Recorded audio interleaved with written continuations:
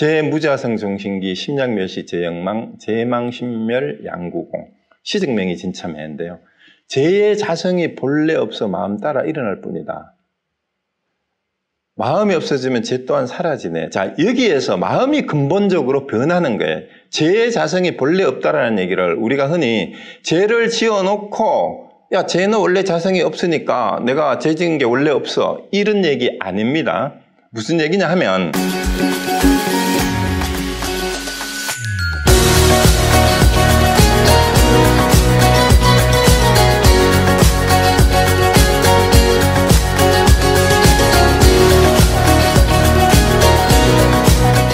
두 번째, 이 발언이 되고 서원을 굳건히 했으면 지금까지 살아온 나의 삶의 습관을 바꿔야 됩니다.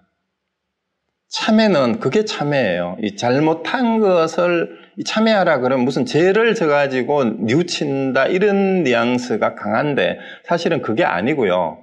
참회하라라는 이 한글말로 번역된 기독교 성경의 마태복음에 회개하라 천국이 가까이 왔느니라는 이 말의 원어가 그리스어의 메타노이아인데요. 이 말은 마음을 근본적으로 바꾼다라는 뜻이에요. 완전히 마음을 바꾸는 거예요. 근본적이고 전적인 마음의 전환. 이게 메타노이아니까 결국은 이 회개라는 한자말도 마찬가지인데요. 돌이켜볼 회자예요. 개자는 다시 고친다라는 뜻이죠. 지금까지 살아온 자기의 삶을, 그 삶이 뭐예요? 불교로 말하면 신구이 삼업으로 지금까지 이어져 왔잖아요. 몸으로 했던 행동과 말로 했던 말이나 우리 마음먹은 이 일체 모든 것들을 돌이켜서 완전히 바꾸는 거. 이거는 습을 바꾸는 거예요. 습을 바꾸는 거. 쉽게 하면 습관을 바꾸는 거예요. 지금까지 중생으로서 살아왔던 내 삶의 모습을 내면에서부터 근본적으로 바꾸는 것. 이걸 불교에서는 이제 그게 해탈이에요. 그리고 기독교식으로 얘기를 하면은 그게 중생입니다. 중생이 아니고요. 거듭난다라는 뜻의 중생, 거듭난다 그러죠. 거듭난다. 우리 중생할 때는 그 무리중자를 썼는데 이게 아니고요. 그는 다시 태어난다라는. 다시 태어나는 게 회개예요. 다시 태어나는 거. 그러니까 그냥 내가 잘못을 저지르는 거 사과하고 내가 실수했네, 잘못했네라고 하는 게 회개가 아니고 마음을 근본적으로 바꾸는 거니까 삶 자체를 습관을, 습을 완전히 버리고 새로운 삶을 시작하는 거 그게 회개입니다. 그러니까 당연히 천국이 가까이 오는 게 아니라 그렇게 회개했을 때 천국이 바로 그 자리입니다. 그 자리가 바로 천국이에요. 그러면은 불교식으로 말하면은 중생의 마음에서 부처의 마음으로 마음이 완전히 전환되는 거. 그게 깨달음이죠. 그렇게 깨달은 사람은 그 서 있는 자리가 천국이 아니고 극락입니다. 불교에서 천국은 아직도 중생들의 세상이에요. 하늘나라는. 자, 그래서 어쨌든 이 참회는 내면에서부터 철저하게 바꾸고 쇄신하는 거. 그래서 비로소 천국에 들어갈 수 있다는 뜻이 이제 이 기독교에서도 그런 뜻인데 불교에서는 결국은 이 참회는 여기 천수경의 참회계에서 나오듯이 이 구절을 저는 천수경의 가장 빛나는 구절이라고 생각을 해요. 백급적집저 일년동창진 요하분고초 멸진무유여. 그러니까 100급 동안이나 쌓인 죄도 100년도 아니고 100급이에요. 한 생각에 다 떨쳐낼 수 있다라는 거죠. 그래서 타오르는 불 위에, 그러니까 타오르는 용광로 같은 불 위에 마른 풀을 한 줌 집어넣어야 금방 확 불타고 없어지죠. 완전히 사라진단 말이에요. 이거 어떻게 가능한가요? 참회할 때, 진정으로 참회할 때. 어떻게 진정으로 참회하는 거냐? 제무자성 종신기 심약멸시 제영망 제망신멸 양구공 시증명이 진참회인데요. 제의 자성이 본래 없어 마음 따라 일어날 뿐이다. 마음이 없어지면 죄 또한 사라지네. 자, 여기에서 마음이 근본적으로 변하는 거예요. 죄의 자성이 본래 없다라는 얘기를 우리가 흔히 죄를 지어놓고 야, 죄는 원래 자성이 없으니까 내가 죄 지은 게 원래 없어. 이런 얘기 아닙니다. 무슨 얘기냐 하면 자기 내면에 있어서 일어나는 잘못된 행위나 죄의식의 자성이라는 것이 원래 허망하다라는 것을 알아서 죄라는 말은 자기가 죄 짓는 걸 말해요. 죄가 짓는 것. 자기가 짓는 죄가 자기 마음에서 일어났다라는 걸 아는 거예요. 자기가 짓는 죄가. 그러니까 그 마음을 없애야 죄가 없어지는 거죠, 당연히. 죄가 자성이 없기 때문에 내 마음대로 해도 나는 죄 지을 바가 원래 없어. 이렇게 말하는 사람들이 있어요. 농담처럼 하지만 그런 뜻이 아닙니다. 내 마음에서 일어나는 온갖 번뇌, 망상이 죄예요. 그러니까 그 마음이 없어지면 죄가 없다 이 말입니다. 그렇게 됐을 때 죄도 마음도 일어나야 될, 새로 지어야 될 마음이 없는 거니까 완전히 내려놓은 상태. 그게 제망신멸 양구공예 모두 다 피해야 되는 것. 그게 진짜 참회라는 거죠. 그럼 참회가 뭐예요? 마음을 완전히 바꾸는 거예요. 어떤 마음으로? 번뇌 망상이나 무명으로 물들어 있던, 쩔어 있던 마음을 밝고 밝은 무상정등 정각의 마음으로, 보리의 마음으로, 보리심으로 확 바꾸는 거. 그게 진짜 참회예요. 그러니까 이러한 진정한 참회가 이루어지지 않으면 결국은 발언이나 참회나 똑같은 말이 되는 거예요. 서원하는 것이 곧 발언하는 거예요. 왜? 발보리심이 서원을 다르게 말하면 안육따라 삼보리심을 내는 거. 보리심을 내는 것이 소원이라면 그 보리심으로 마음을 돌리는 것이 참회예요. 그래서 단순히 잘못한 것을 없애는 게 아니라 근본적으로 결국은 이 참회를 하기 위해서는 마음을 완전히 바꿔야 되는데요. 마음을 바꾸려면 습관을 지금부터 바꾸셔야 됩니다. 마음 쓰는 것을 완전히 바꿔야 돼요. 그래서 불교는 마음 쓰는 연습이에요. 그 끊임없는 연습입니다. 마음을 바꾸는 연습. 자, 그러고 이 서원과 그러면은 참회를 하려 하면 혼자는 좀 힘들어요, 사실은. 제대로 힘드니까 어떻게 서원을 하고 어떻게 참회를 한 다음에 우리가 초심을 지키라 그랬잖아요. 초심을 어떻게 해야 버리지 않고 유지를 해 나가느냐 하는 것이 관건이죠, 결국은. 우리가 서원도 했고 참회도 했는데 뭘 어떻게 해야 될지 모르겠어. 방법이 없단 말이에요. 그럴 때 스승을 찾아야 돼요. 그 찾아야 되는 스승이 기처가 됩니다. 그 우리가 기한다, 우리 나모스의 뜻인데 나무 아미타불, 나무 간센보살 할 때 앞에 나무가 붙는 것이 나무 석가모니불 할 때 기한다라는 뜻입니다. 그래서 귀인은호 기명이라고도 이렇게 번역을 했던 것은 목숨 바쳐 따라간다라는 되돌린다라는 뜻도 돼요. 아니면 그 명을 내 삶을 이 말, 명은 삶이라고 할 수 있어요. 내 삶을 거기로 되돌린다 이런 뜻이 어디로? 내가 정말로 따라가고 싶은 대로 진짜 품에 안기고 참미하다 품에 안긴다, 경외하고 따라간다, 그쪽으로 돌린다 이런 뜻이 나마스라는 뜻이니까 결국은 내 삶을 정말로 나를 보리심의 세계로 또 열반의 세계로 이끌 그 분의 품에 또 그런 가르침에 따라서 내 삶을 그쪽으로 돌린다라는 게 귀이에요. 그리고 우리가 잘 알듯이 바로 불교 공부 시작할 때마다 제일 먼저 하는 게 삼기를 하는 이유도 그 때문입니다. 그래서 삼기는 불법 삼부에 기하는데 부처, 불보, 법보, 성보는 다 아는데 여기서 제가 이제 말씀드리려고 하는 내용이 뭐냐면은 부처와 깨달음 그 자체에 우리가 기를 해야 돼요. 부처님의 기해야 되고 그리고 그 가르침에 기를 해야 되고 그 다음에 세 번째가 사실은 중요해요. 세 번째가 당연히 불보와 법보에 기하는 건 당연한데 승가에 기한다라는 게 무슨 뜻이냐 하면은요. 원래 승가는 초기 불교에는 승가와 속가가 엄격히 분리가 돼 있었어요. 그래서 이 상가라는 의미는 부처님을 믿고 불법을 배우며 수행하는 이들이 모인 공동체가 승가였고 초기에는 이런 승가와 세속의 속가가 엄격히 구분이 되었지만 대승불교가 등장하면서 이 승가는 물론 지금도 출가자들만 승가냐 아니면 사부대중을 포함시켜야 되느냐라는 논의가 되고 있어요. 그러면 대승불교의 정신에서 봤을 때 결론부터 제가 말씀드리면 저는 승가가 사부대중이 다 포함돼야 된다고 생각을 해요.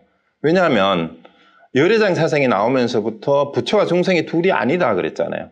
부처와 중생이 둘이 아닌데 승속이 둘이다? 이것도 말이 안 돼요. 태생불교 이념 비추금. 그러니까 승가는 형식상으로 몸으로 출가한 승복을 입고 머리를 깎은 출가자들만이 아니라 진정으로 불법을 믿고 배우며 수행하는 사람들의 모든 공동체가 승가예요. 그렇게 이해를 해야 태생불교의 이념이 맞지 않나 저는 그렇게 생각을 하고요. 물론 형식상으로는 출가자들의 집단을 얘기하지만 자 그랬을 때 승가에 기한다라는 것은 무슨 의미냐 하면은요. 부처님을 믿고 배우는 공동체에 우리가 기를 한다라는 얘기는 우리가 쉽게 얘기하면은 한 민족이 한 국민이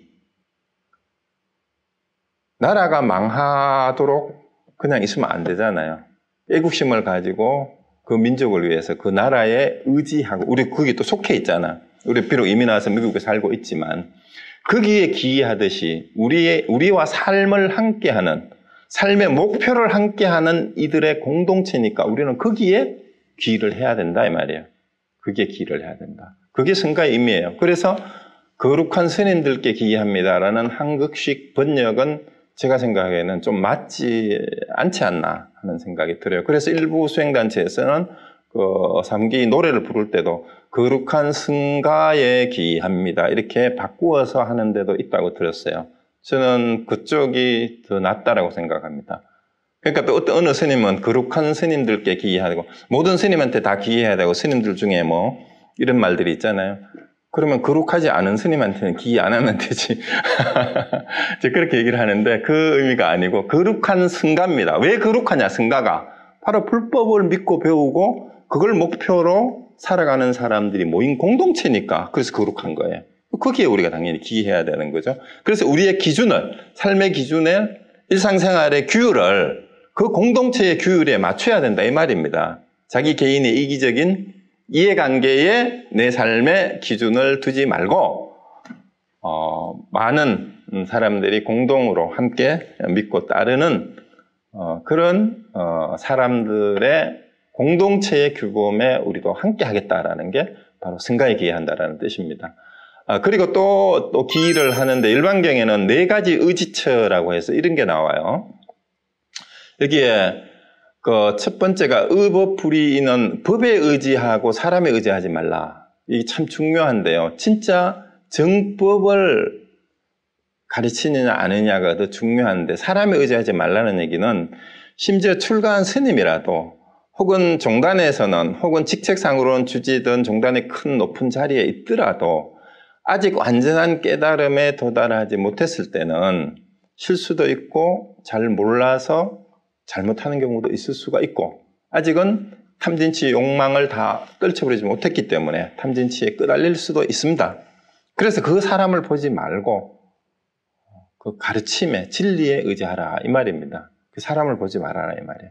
저도 마찬가지예요. 저도 피하는 방법이 제가 혹시 실수하고 잘못하고 일상생활에서 행동이 여러분보다 못한 게 있더라도 저를 보지 말고 그래도 제 입을 통해서 여러분들에게 전달되는 내용이 부처님의 가르침에 어긋나는 게 없고 여러분이 혹시 거기에서 챙겨야 될 게 있다면 그것을 챙기십시오. 그래서 제가 잘났느니 못났느니 똑똑하니 아니니 뭐 이제 말하고 행동이 다르느니 이런 얘기를 해서 여러분한테 별 도움이 안 됩니다. 자, 그 다음에 의의불의는 뭐냐면 뜻에 의지하지 말에 의지하지 마라. 말 따라가지 말라는 얘기예요. 그러니까 경전에 나오는 얘기조차도 부처님도 심지어 그 얘기했어요. 경전에 나왔다고 해서 그것이 진리가 아니라 그래요. 정법이 아니라 그럽니다. 부처님도 그런 말을 했어요.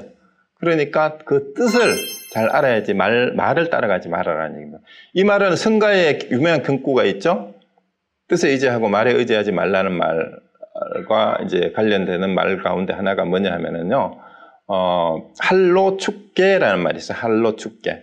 한나라 개가 흙덩이를 쫓아간다라는 그 말인데요. 이게 그리고 사자교인 이제 라이언 짐승이죠. 사자는 돌을 던지면 돌 던지는 사람을 문다 이런 뜻입니다. 사자교인 할로축계. 돌을 던지면 사자는 돌 던지는 사람을 무는데 한나라 개인은 돌덩이를 쫓으면서 멍멍거리면서 쫓아가 짖는다 이 말이에요. 요거는 뜻에 의지해야지 말에 의지하자는 말은 우리 인간이 가지고 있는 은혜의 한계가 있어요. 아무리 경전이라 하더라도. 그래서 그 경전을 비유로 읽을 수 있어야 돼요. 우리가 상식적으로 이해가 안 되는 특히 전생담 얘기는 인도에 있는 여러 가지 불교하고 관계없는 인도의 민간 신화, 옛날 전래 동화 같은 것들이 이제 부처님 얘기하고 한테 뒤섞여 있어요. 그런 부분은 그냥 비유로 뜻을 이해하면 됩니다. 이제 아까 설산동자 얘기도 마찬가지죠. 그 뜻을 우리가 정확하게 이해하는 게 중요하지. 거기에 있는 고지콧대로 정말로 그랬을까 이렇게 묻는 거는 국민학생 수준이나 마찬가지입니다. 자, 의지, 그 다음에 의지불의식이라는 말은 뭐냐면 지혜에 의지하지 아르마리에 지식에 분별심에 의지하지 말아라는 얘기입니다. 그 다음에 요 밑에 거는 네 번째는 뭐냐면은 의요의경 불요의경이란 말은 요의경과 불요의경의 이제 구분인데요. 궁극적인 뜻을 완전히 완료했다, 그 뜻을 다 했다 이런 뜻이에요. 요의라는 말은 완전한 뜻 이런 뜻이에요. 완전한 뜻을 설한 경전에 의지해야지 완전한 뜻이 아닌, 그러니까 불요의라는 말은 이제 비유로 여러 가지 얘기를 하다가 보니까 거기에 또 그 다음에 후대의 편찬자들이 편집하는 과정에서 완전한 뜻을 궁극적으로 드러내지 못한 에피소드들도 편집이 되어 있을 수가 있어요. 그러니까 궁극적인 뜻을 설한 데 의지해야지 그렇지 않은 데에 의존하지 말아라라는 이 열반경에 저는 이 사의지처가 정말로 우리가 불교를 공부하는데 굉장히 중요한 게 아닌가라는 생각이 듭니다. 자, 그 다음에 이제 부처님께 의지하고 불법의 가르침에 의지하고, 그 다음에 그 가르치는 이제 스승들, 승가가 되겠죠. 승가에서 전하는 가르침에 의지를 할 때 그 가르침을 정말 잘 들어야 됩니다. 그래서 우리는 지혜를 흔히 세 가지로 나눠요. 불교에서는 부처님 가르치는 세 가지 지혜를 흔히 문사수라 그래서 문해, 사해, 수해라 그러는데요. 부처님의 법문을 듣는 지혜가 문해고요. 그 다음에 이 들었으면 이게 생각을 해봐야 돼요. 우리가 흔히 책을 읽는데도 그 얘기를 하죠. 누구 강의를 듣든 책을 읽고 나면 자기 걸로 소화해서 자기 것을 만들기 위해서는 사색을 해야 됩니다. 그래서 이 법문을 듣고 내가 되새기는 과정, 내 삶에 비춰보는 지혜가 그게 사색이에요. 그게 사해입니다. 그 다음에 수해는 그러한 듣고 내가 이제 새겼던 것을 삶으로 실천해 나가는 거. 그게 수해입니다. 그래서 지혜는 이 세 가지가 두루 갖추어져야만 이제 온전한 지혜가 된다라는 얘기니까 지혜는 그러니까 아까 아르마리하고 다르다 그랬죠. 아르마리는 머리로만 아직 아는 거예요. 그러니까 사색이 깊이 자기께 되지도 않고 이 내면화 되지 않았다는 얘기죠. 아르마리라는 말은 지식은 많이 알지만 그리고 실제 일상생활의 삶으로서 실천이 되지 않으면 아직은 이 수행으로 된 게 아니에요. 그래서 완전한 지혜는 문사수가 다 갖춰졌을 때라야 지혜라고 할 수 있습니다. 그래서 사수가 되지 않으면 아직도 그거는 완전한 지혜가 아니라 아르마리가 될 가능성이 많습니다. 그 실천하지 못하는 지혜는. 자, 그래서 이 들어라라는 얘기를 하려면은 또 여시아문이라는 말을 빼놓을 수가 없어요. 모든 불교 경전이 여시아문으로 시작을 하죠. 이와 같이 나는 들었다로 시작을 하는데 여러분이 왜 그런 것 같아요? 왜 모든 불교 경전은 여시아문으로 시작을 할까? 자, 여기서 나는 이와 같이 들었다라는 말을 제가 이게 무슨 뜻인가 해서 이와 같이 들었다라는 말은 알겠는데 왜 이렇게 시작할까 하는 게 저도 늘 궁금했어요. 이게 왜 정형구가 모든 경전은 이렇게 시작되지? 했는데 공부를 하다가 영수대사의 제작인지 아닌지 논란이 있는데 일반적으로 영수대사의 제작으로 알려진 대지도론에 여기에 대한 설명이 나와요. 대지도론이라는 말, 지도는 받냐 바람있다라는 뜻이에요. 지는 받냐고 도는 바람있다 걷는다 뜻이죠. 여기에 그러니까 대지도론이 원래 원문이 뭐냐면 마하받냐 바람있다에 대한 논의라는 뜻입니다. 그러니까 여시아문에 대해서 이렇게 풀이가 나옵니다. 불법의 큰 바다에는 믿음으로 능히 들어가고 지혜로 능히 건너가니 이와 같이라고 하면 곧 믿음이라. 믿음이 없는 이는 불법에 들어가지 못한다. 믿지 않는 이는 이 일이 이와 같지 않다 하나니 이는 믿지 않는 모습이거니와 믿는 이는 이 일이 이와 같다 같다 한다. 자, 여기서 이와 같다가 믿음이라고 표현을 했어요. 이와 같이라는 표현이. 그러니까 이와 같이 나는 들었다라는 이 말은 뭐예요? 지금부터 주로 이제 대승경전은 또 불교의 경전의 형식상으로는 아난이 다 이 구술을 하고 그게 참석했던 나머지 아라한들이 500 아라한들이 나도 그렇게 들었다라고 복창을 했다고 그래요. 그런데 여기서 나도 그렇게 들었다라는 얘기가 분명히 무슨 얘기예요? 아까 얘기했죠. 뜻에 의지하지 말고 뜻에 의지하지 말에 의지하지 말아야 되는데 우리가 상식적으로 생각하면 돼요. 우리가 이제 부처님의 가르침을 실제로 우리가 다 들었다고 칩시다. 근데 부처님 돌아가셨어. 근데 몇 년 전에 어디에 저쪽에 거기에 그 숭림정사에서 그때 법문하셨는데 아난이 그때 옆에 시자하면서 들었으니까 다 기억하느냐? 기억합니다. 그럼 어떻게 들었냐? 그러니까 아난이 그때 제가 듣기로는 이렇게 들었습니다. 하니까 이제 옆에 있던 아라한들도 나도 그렇게 들었다. 자, 이 얘기는 녹음기를 틀어놓은 거 아니에요. 그 말씀을, 이런 말씀을 하시는데 나도 그렇게 이해했다라요. 나도 그렇게 이해했고 그렇게 믿는다예요. 그게 믿음입니다. 그래서 불법의 첫머리에 그 다음에 또 이어지는 설명이 나와요. 이와 같이라 하셨으니 부처님의 뜻은 이와 같이 나의 제자들은 애착하는 법도 없고 물두른 법도 없고 패거리 지음도 없이 오직 괴로움을 여의어 해탈하고 희론을 떠난 모든 법상만을 구하라 하심이라. 부처님의 가르침이 이와 같다라는 거예요. 애착하지 말고 물들지 말고 패거리 짓지 말아야 말이에요. 그런데 이와 같이를 해석하면서 패거리를 지어서 나누어진 게 부파불구예요. 이와 같이가 무슨 뜻이냐라고 패거리를 지어서 나누어졌어. 그러니까 오직 괴로움을 여의어 해탈하고 희론을 떠나. 희론은 쓸데없는 말장난이라 이 말입니다. 그래서 오직 진리만을 구하라. 이게 이와 같이라라는 말을 앞에 놓은 이유다. 또 나의 법은 진실이다. 남의 법은 망어이다. 그러니까 내 것만 맞고 너는 틀렸다. 이런 말 하지 말아야 해. 나의 법은 제일이다. 남의 법은 진실이지 못하다 하는 것은 투쟁의 근본이다. 이제 이와 같다 하는 이치로서 사람들에게 다툼 없는 법을 보이면 남의 말하는 말을 듣고 남에게 허물이 없다고 말하게 된다. 그러므로 모든 경전의 첫머리와 이와 같이라는 말을 두었다. 자, 여기서 한번 역사적인 사건으로 되돌아가 봅시다. 자, 용수대사는 나가르주나는 부파불교 말기에 등장한 바로 대승불교의 아버지라고 얘기했던 이제 스님이에요. 근데 이분이 대지도론하고 이거 말고 또 유명한 책 있죠? 반야사상의 핵심적인 논서가 되는 용수대사의 논서. 생각나는 게 있어요? 뭐죠? 용수대사 하면 제일 먼저 나오는 저서가 뭐예요?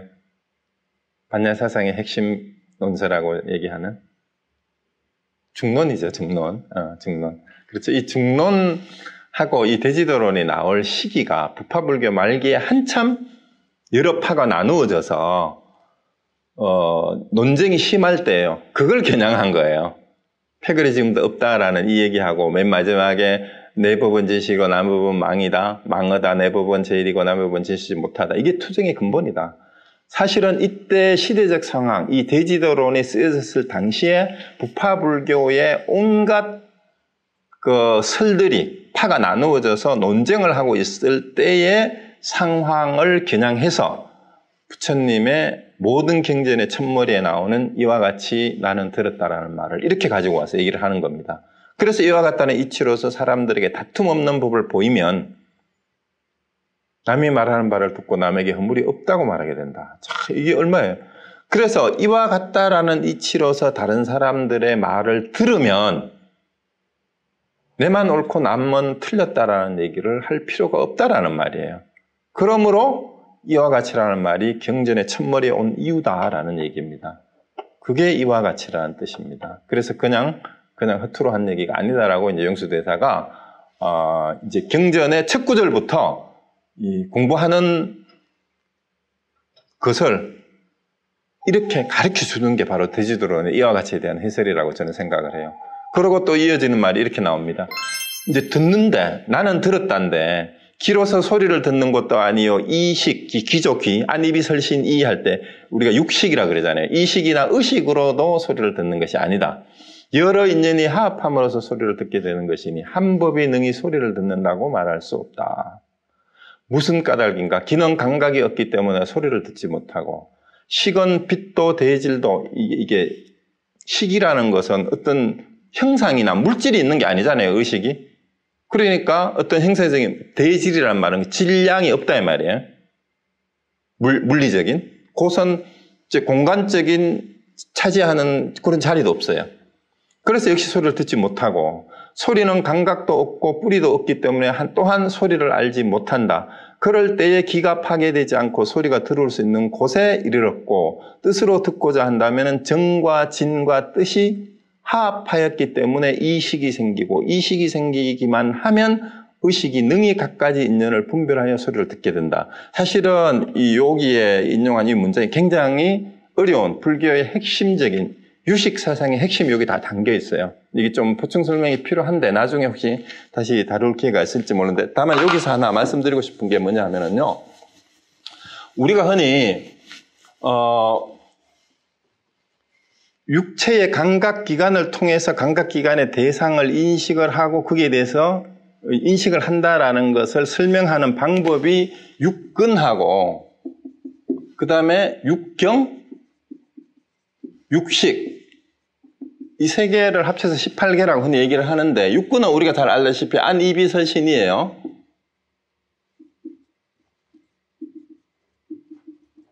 그 다음에 육경은 여기에 대응되는 대상이라고 하니까 색성량 미촉법이죠. 그리고 여기에 육식은 안식, 이식, 설식, 비식 해가지고 그렇게 육식인데 여기 나오는 얘기가 뭐냐면 이 세 가지가 인연화합이 되었을 때 이 말이에요. 이 세 가지가 인연화합이 되었을 때 뭐가 있어요? 색이 있고 소리가 있고 향이 있고 맛이 있고 촉감도 있고 법이 있어요. 그런데 여기서 하나 분명히 하고 갑시다. 육경이 있느냐 없느냐는 지금 인용한 요 문장을 이해를 하면은 금방 이해가 돼요. 근데 반야신경에서 왜 무색성량 미촉법이라 얘기했느냐? 이게 독자적으로 있는 게 아니라 이 말이에요. 이게 독자적으로 있는 게 아니다. 왜? 안이비설신이도 없어요. 이게 독자적으로 있는 거 아니에요. 그러면은 그 다음에 안식, 이식, 안식부터 의식까지도 있는 게 아니에요. 독자적으로 이게 있을 수 없어요. 왜? 요 세 가지가 각각이, 요 각각이 해당이 되겠죠? 인연화합이 일어났을 때, 그때 색성향 미촉법이 드러날 뿐이에요. 이것도 실제 있는 거 아니에요. 근데 그 드러나는 것도 뭐예요? 이 자체는 뿌리도 없고, 이거 없어요. 그리고 소리가 들을 수 있는 곳에 이르렀을 때 뜻으로 듣고자 한다면 정과 진과 뜻이 합해야 되는데 정이 뭐예요 여기서? 정이 육근을 말해요. 여기서 말하는 거는 정이 육근입니다. 그 다음에 육경이 진이에요. 육진이라고도 얘기를 하죠. 이게 육진, 육근을 육진이라고도 얘기합니다. 여기는 뜻은 육식을 말해요. 요게 정진 뜻이 합하였기 때문에 이 말이에요. 때문에 요 식별작용이 생기는데 마지막 그 문장을 보세요. 이 이식, 귀의 식별작용이죠. 귀의 식별작용이 생기기만 하면 의식이 그 다음에 6번째 의식이에요. 이게 각가지 인연을 분별하여 소리를 듣는다 이 말입니다. 여기서 마지막에 의식이. 자, 그러면 결국은 안식, 이식, 비식, 설식, 신식이 앞에 있는 전오식이라 그러잖아요, 이게. 전오식이 인연합을 통해서 소리는, 자, 이제 형상이나 색깔은 눈이 안식이, 그 다음에 소리는 이식이, 냄새는 비식이, 그 다음에 맛은 설식이, 몸의 촉감은 신식이, 그죠? 생기기만 하면 그랬잖아요. 의식이. 그 다음에 이 의식이 이걸 종합하는 거예요. 종합을 해서 소리를 듣게 된다 이 말이에요. 비로소. 그래서 유식론에서 오직 식만이 있고 유식무경이라고 해요. 유식무경. 오직 식만이 있고 경계는 육경을 말하는 거예요. 이건 없다라고 말하는 이유가 우리가 소리를 듣든 말을 하든 뭐 형상을 보든 냄새를 맡든 요 식만이 거기에 있을 뿐이지 뭐가 없는 거예요? 이게 실제 있는 게 아니다 이 말입니다. 이런 게 실제로 있는 게 아니다라는 그 얘기예요. 그건 나중에 유식사상할 때 한 번 더 설명하기로 하는데 제가 재미있는 얘기를 하나 해드릴게요. 사실 오늘 불교 강의를 끝내도 될 수 있어요. 이 얘기를 제대로 알아들으면은. 자, 부처님이 어떻게 깨달았다 그랬죠? 그러니까 보리수 아래에서 앉아서 이제 순정에 들어서 깨닫는 날 아침에 새벽 별을 보고 깨달았다 그랬잖아요. 새벽 별을 보고 깨달았대요. 자, 그러면 우리도 새벽 별을 보고 깨달으면 되잖아요. 그런데 제가 어느 스님이 법문을 하는 걸 몇 년 전에 들었는데 재밌게 하시더라고요. 그 스님이 출가를 하셔서 선방에 이제 안거를 하시게 됐대요. 동안거 중에 우리 부처님 성도절이 음력으로 12월 8일이잖아요. 12월 8일 날 보통 성도절이 되면 대부분의 선방에서는 일주일 전부터 철야 용맹정진을 합니다. 성도절에 맞추어가지고 대부분의 선방이 그래요. 그래서 이 스님이 이제 그 선방에 가서 첫 해에 철야 용맹정진을 하면서 속으로 원을 세웠대요. 이 용맹정진이 끝나는 성도제 날 나도 부처님처럼 새벽에 별을 보고 깨닫겠다라고 이제 원을 세우고 이제 철야 용맹정진을 하고 드디어 성도제 날 새벽에 그 원래 50분 하고 10분 쉬고 이 방선을 하잖아. 포행을 하는 시간에 이제 참선을 하고 아침에 문을 열고 새벽 별을 보고 자기도 깨달아 보자고 딱 나갔는데 아이고 그 해 따라 날씨가 흐려가지고 별이 하나도 없더래. 그래가지고 그 해에 실패를 했는데 그 다음 해에 또 선방에 결제를 하고 원래는 제발 날씨가 좀 맑아서 별을 볼 수 있게 해달라고 속으로 기도를 하면서 또 철야 용맹정진을 하고 문을 열고 나가보니까 정말 기도가 들었는지 하늘에 별이 총총해요. 그래서 날씨가 맑아서 그래서 딱 쳐다보니까 하늘에 별이 너무 많은 거야. 어느 별을 보고 깨달았는지 모르겠대. 그래서 또 실패를 했대요. 그리고 그 다음에 어떻게 했는지 말씀을 안 해주시더라고요. 자, 그러면 여러분이 별을 보고 깨달았다고 하는데 부처님이 뭘 깨달았을까요? 별을 보고 깨달았어요? 근데 이 중국의 어느 스님은 참선하다가 밤새 참선을 하다가 새벽에 닭 우는 소리를 듣고 깨달았다는 분도 있죠? 그렇죠? 또 어느 스님은 하루 종일 정진을 했는데 또 깨닫지 못했어요. 그래가 오늘도 허탕 쳤구나 하고 밥 먹으러 가는 길에 길거리에 있는 오늘도 허탕 쳤구나 하고 돌을 발로 찼는데 이 돌이 날아가가지고 옆에 대나무 밭에 대나무까지 부딪혀가 딱 소리가 나는 것을 듣고 깨달았다는 스님도 있어요. 그 부처님은 별을 보고 깨달았고 그 스님은 소리를 듣고 깨달았어요. 자, 그러면 여러분이 부처님이 깨달았다고 하는데 뭘 깨달았을까? 자, 이 질문을 여러분이 가지고 가셔야 돼요. 그러면은 우리도 새벽별을 보면 깨달을 수 없을까? 부처님은 왜 새벽별 보고 깨달았는데 나는 못 깨닫지? 또 중국의 어느 스님은 닭 우는 소리 듣고 깨달았는데 나는 왜 못 깨달을까? 자, 그러면 이렇게 생각해 보세요. 여기 지금 저 조명이 비치는데 나는 왜 조명 불빛을 보고는 못 깨달을까? 길거리에 지나가는 차 소리가 들리는데 차 소리 듣고는 왜 못 깨달아요? 자, 그래서 여러분 뭘 깨달으면 되냐 하면 여기 문장이 나오잖아요. 이 육근, 육경, 육식이 있는 하합으로 의식이 보고 듣고 느끼고를 다 한다 이 말이에요. 그러면은 이 그러니까 이 여섯 개를 종합하는 거죠. 이 식별 아는 오직 식만이라고 하는 이 놈이 누구인가를 알면 그것이 바로 여러분들이 말하는 불성이고 참마음이고 깨달음이에요. 그래서 소리를 듣는 게 누구인지 별을 보는 놈이 누구인지를 아시면 됩니다. 부처님, 제가 생각하는 부처님 힌트. 부처님은 별을 보고 깨달았는 게 아니라 별을 보는 순간 내가 별을 보고 있다라고 하는 자기를 깨달은 거예요. 자기의 뭐를. 그렇게 별이라는 대상이잖아요. 색이죠. 내 안에 있는 나의 육군 가운데 안식이 저것이 새벽 별이구나 하고 안식이 생기기만 하면 생기는 그 순간의 의식이 뭐예요? 이 의식이. 그 별을 보게 된다. 이걸 깨달은 거예요. 그걸 깨달은 거예요. 자, 이 구절 아주 중요합니다. 여기 우리 대지도에 나오는 거.